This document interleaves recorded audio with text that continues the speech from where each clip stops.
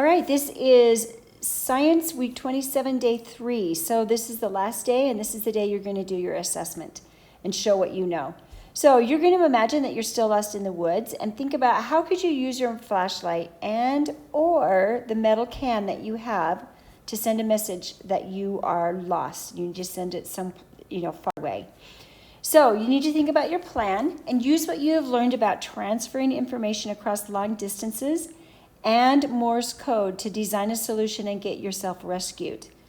All right, so you need to think about what have you learned about transferring that information. How do you get information to travel a long distance? How can you use Morse code to help you get rescued? So you're going to submit a picture of your plan, and then you're going to also describe that plan. On the last page, as always, is the rubric. This is how we grade your work. So in order to get a 4, you use pictures of sound waves, labels, and arrows to create a plan. So these things aren't there just because they want to write words. This is there to help you understand this is how you get your best grade. The second thing you want to make sure is that your model shows how I used Morse code to communicate long distances.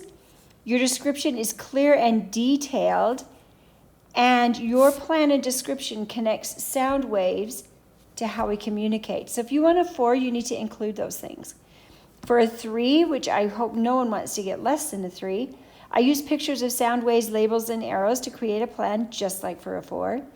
My model shows how I use Morse code to communicate long distances, just like for a 4. And the other thing is that your description is clear. It's not necessarily detailed, and you don't connect sound waves and how we communicate. Good luck with this. I know you can do well.